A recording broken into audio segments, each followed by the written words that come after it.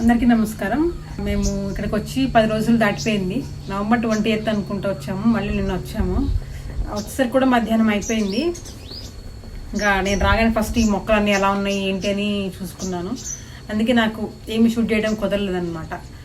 First నేను రాగానే చూసింది ఏంటంటే, నేను పోయినసారి వచ్చినప్పుడు పెయిన్ బంక్ వచ్చిందని చెప్పి నీమ్ ఆయిల్ స్ప్రే చేశాను కదా, ఆ పెయిన్ బంక పోయిందా ఉందా అని చూసుకున్నాను. ఫస్ట్ ఇంట్లో కూడా రాలేదు అసలు. నేను మొత్తం ఫస్ట్ లోపలికి వెళ్ళిపోయాను.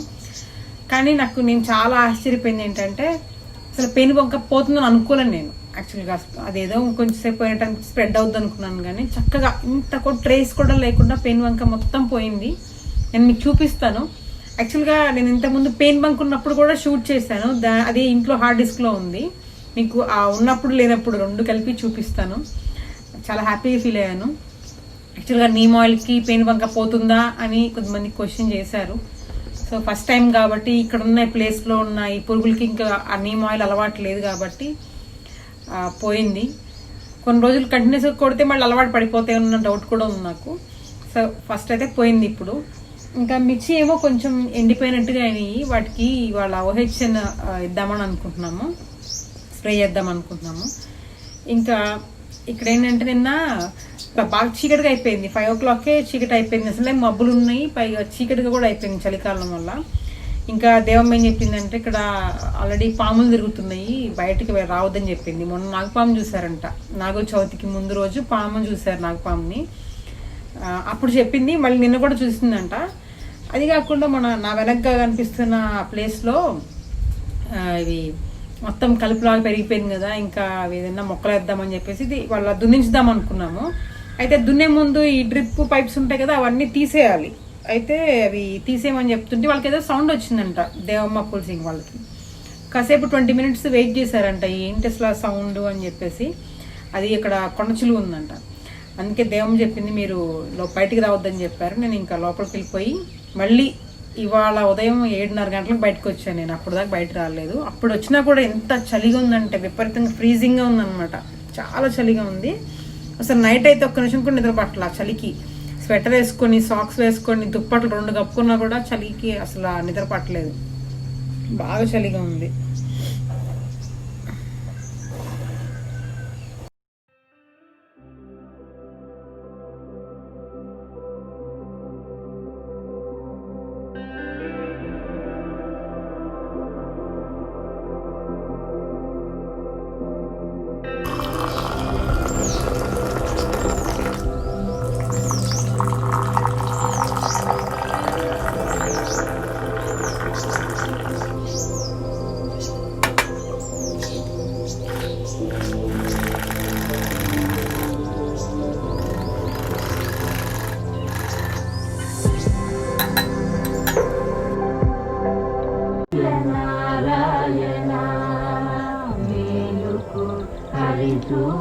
సూర్యనారాయణ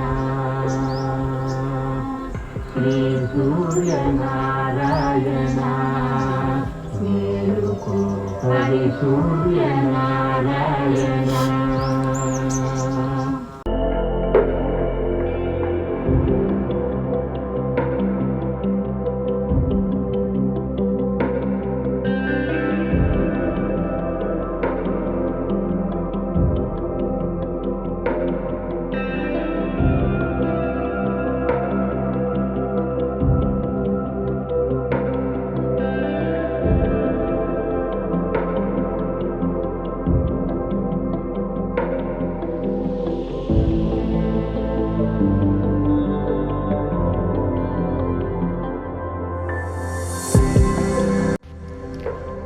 ఇందాక నుంచి కంటిన్యూస్గా చిక్కుడు తీగే చూపిస్తుంది ఏంటి అనుకుంటున్నారు కదా. అది ఇంతకుముందు పెయిన్ బంక్ వచ్చింది కదా, అది పోయేసరికి నాకు అలా చూపించాలనిపిస్తుంది అనమాట.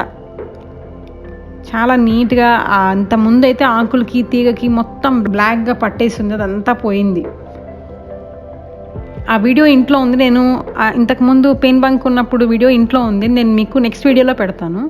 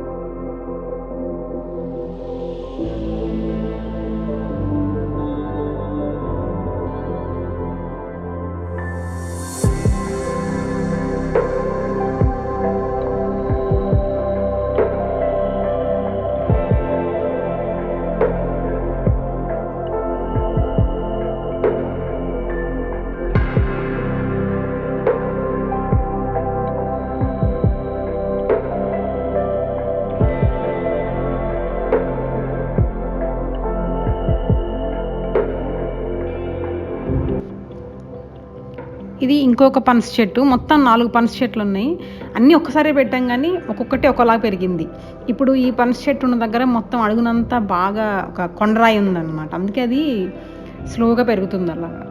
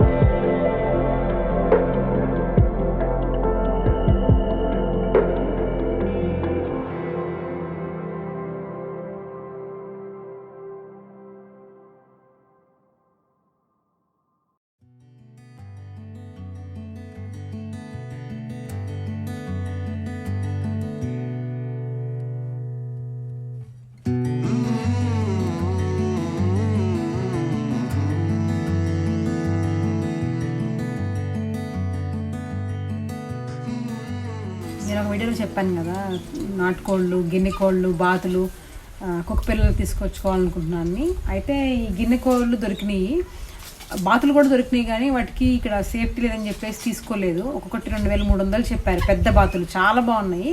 మాకు తెలిసిన వాళ్ళు ఒకరు మేడ్చల్ వెళ్తున్నప్పుడు మాకు కాల్ చేసి ఇక్కడ ఉన్నాయి తీసుకోనంటే తీసుకోమని చెప్పాము. ఈ గిన్నె కోళ్ళని తీసుకొని ఇన్ని రోజులు అక్కడ వాళ్ళు తన దగ్గరే పెట్టుకున్నారనమాట.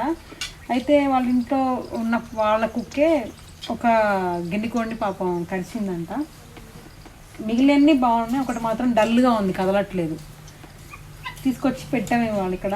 కాకపోతే పాపం వీటిని ఇలా బంధించినట్టుగా దీంట్లోనే ఉంచాలంటే బాధగా ఉంది. పొద్దున నేను మా అమ్మాయి కలిసి ఇట్లా వాటిని కాసేపు బయట వదిలేద్దామని చెప్పి తాడుకు కట్టి కాళ్ళకి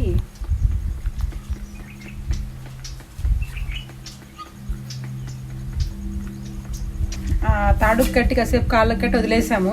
అదేమో ఒకదానికి ఒకటి చుట్టుకుంటున్నాయి, వాటికి ఇరుక్కుపోతున్నాయి అనమాట. కుక్కలు వచ్చి చుట్టూ తిరుగుతున్నాయి అనమాట. ఎప్పుడు అటాక్ చేసి తీసుకుందామా అని మేమేమో ఇక్కడే కూర్చొని వాటి కాపలా కాస్తున్నాం, ఆ కుక్కల్ని తరుగుతున్నాము. ఇంకా అది కంఫర్టబుల్గా లేదు, అది సేఫ్ కూడా కాదు వీటికి అనేసి మళ్ళీ అది కట్ చేసేసి వీటిలోనే పెట్టేశాము. అయితే ప్రస్తుతం ఇవి చిన్నపిల్లలు కదా, కొంచెం పెరిగే వరకు ఉంచి, అంటే ఈలోపు పెద్దది చేయించామనుకోండి ఇది ఒకటి, అప్పుడు అది కొంచెం తిరిగే ప్లేస్ ఎక్కువ ఉంటుంది. కానీ ఇలా బంధించినట్టుగా ఉంచాలి రోజంతా అంటే బాధగా అనిపిస్తుంది.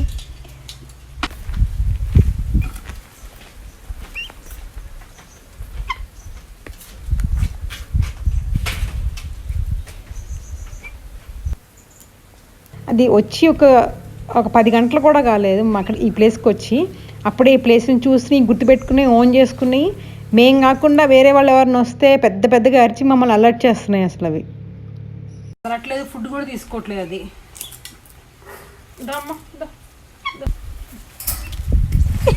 ఎందుకు ఇలా చేయబడుస్తున్నావు? పుంక దీన్ని తీస్తే ఇవన్నీ వస్తాయి. దా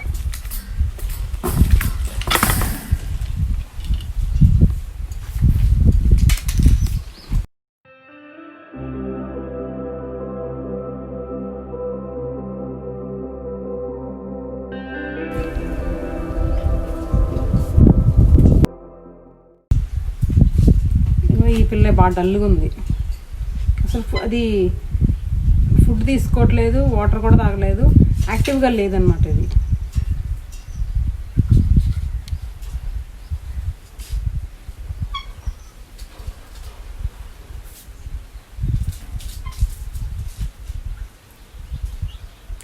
తినమ్మా తిను తిను తిను తిను.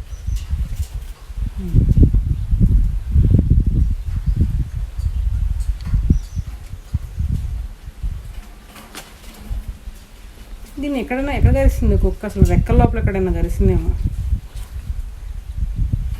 ఏం పేపర్ తిప్పినట్టు తిప్పుతున్నావు? కానా, అది దెబ్బ ఎక్కడ తగిలింది తెలిస్తే అక్కడ మనం ట్రీట్ చేయొచ్చు.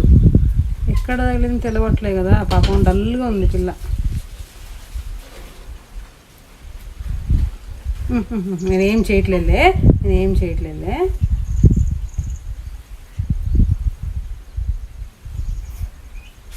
ఇటువైపు ఉందా దెబ్బ? ఎక్కడ దెబ్బ? అస్సలు కదలట్లా. వచ్చిన దగ్గర నుంచి చూస్తున్నా.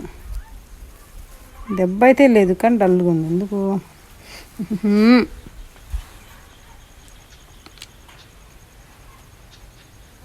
కళ్ళు మూసుకోమ్మా.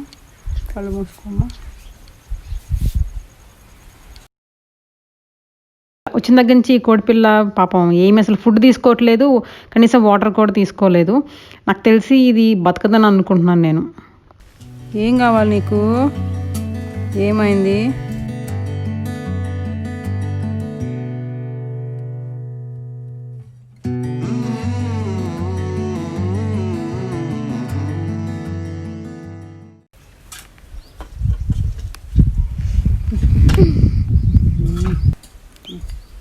నిన్ను కూడా తీయాలా బయటికి?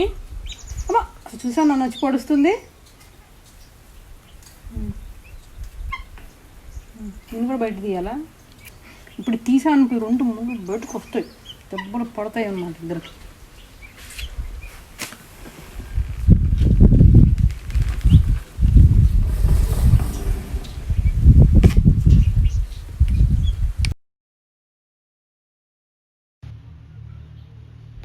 ఈ ఓరియంటల్ హెర్బల్ న్యూట్రియంట్స్ ఉన్నాయి కదా, దాల్చిన చెక్కతో తయారు చేసింది, అల్లంతో తయారు చేసింది, వెల్లుల్లిపాయతో తయారు చేసింది, 3 ఉన్నాయి కదా.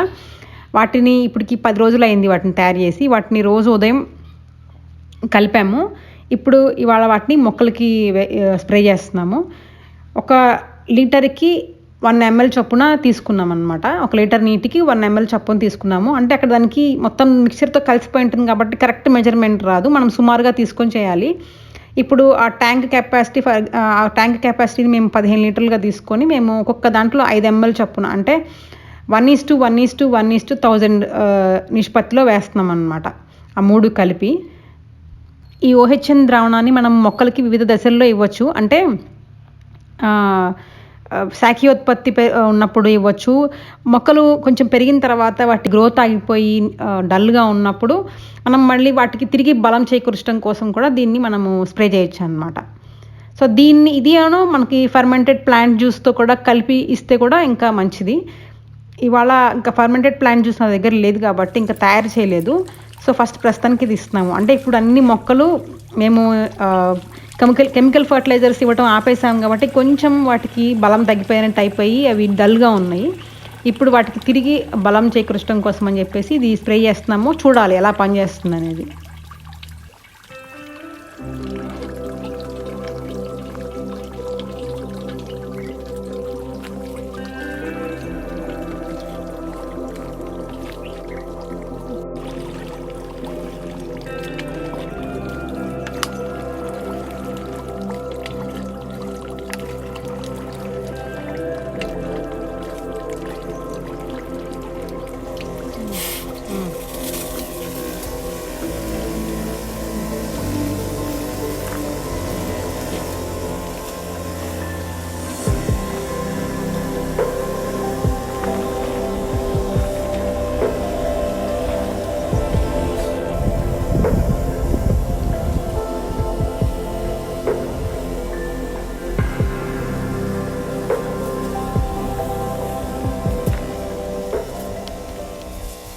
ఇవి మెక్సికన్ సన్ఫ్లవర్కి సంబంధించిన ఇవి వేరు దుంపలు అనుకుంటున్నాను.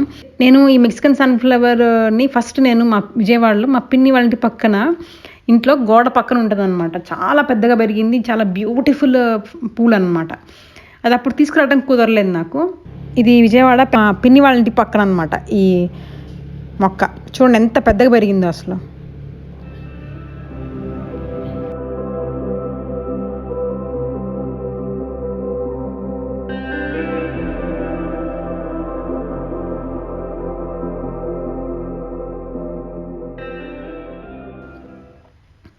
సో నేనేం చేశానంటే మై బగీచా వెబ్సైట్లో వీటిని ఆర్డర్ చేశాను, వీటి విత్తనాల కోసం.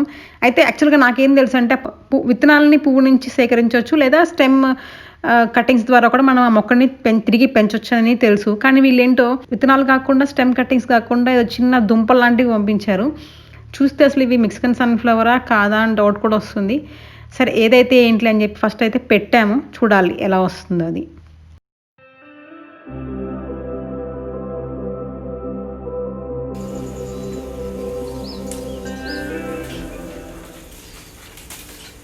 మాటకి చిక్కుడుకాయ టమాటా కూర వండుదామని చెప్పేసి కోస్తున్నాను చిక్కుడుకాయలు. టమాటాలు ఆల్రెడీ కోసి తీసుకొచ్చాను. చిక్కుడుకాయలు ఇంకా ఒక 1/2 కేజీ కోసారు, ఇంకో 1/2 కేజీ కోసి సరిపోతుంది. మేము ఎప్పుడైనా సరే అన్నం తక్కువ కూర ఎక్కువ తింటాం. అసలు ఎవరైనా అలా తినాలి, అదే మంచిది అనమాట. అన్నం తక్కువ కూర ఎక్కువ వేసుకొని తినాలి ఎప్పుడైనా. అప్పటికప్పుడు ఫ్రెష్గా కూర వండుకొని తింటే బాగుంటుంది.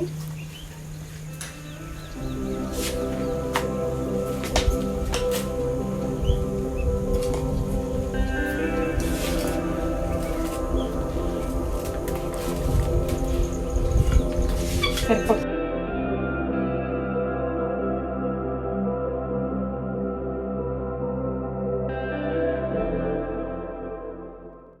కూడా అవి గిన్నె కోడి పిల్లలకి టమాటా వేస్తే అసలు అన్నీ కొట్టుకొని తిన్నాయి. బాగా నచ్చినట్టుంది వాటికి టమాటో. బాగా అల్లరి చేస్తున్నాయి, నాటీగా ఉన్నాయి.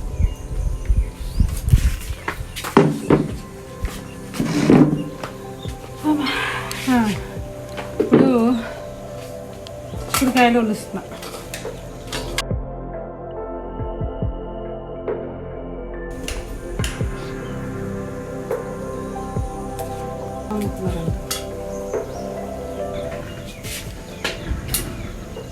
ప్రస్తుతానికైతే చిక్కుడుకాయల లోపల పురుగులు లేవనే అనుకుంటున్నా. ఓపెన్ చేసి చూద్దాం.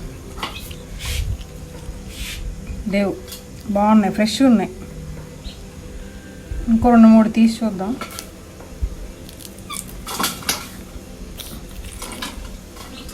లేవు.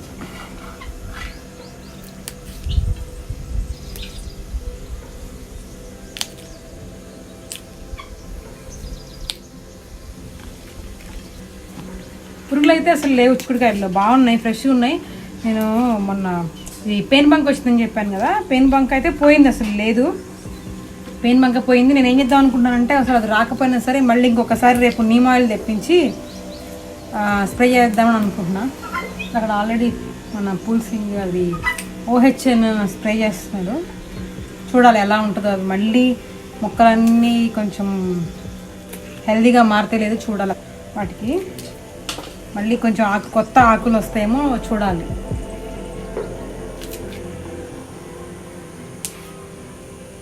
అసలుకైతే నేను ఇక్కడ బయట ఒక చిన్న మట్టి పొయ్యి కట్టించాలనుకున్నాను. వీలైతే రేపు తయారు చేద్దాం అనుకుంటున్నా. ఎందుకంటే బయట కూర్చొని వండుకుంటే చాలా బాగుంటుంది టేస్ట్, మట్టి కట్టెల పొయ్యి మీద. సో రేపు వీలైతే రేపు అది కట్టేస్తాను మట్టి పొయ్యి. లేకపోతే నెక్స్ట్ ఈసారి వచ్చినప్పుడు అది ఖచ్చితంగా మట్టి పొయ్యి అయితే ఖచ్చితం. నా కోరిక అనమాట.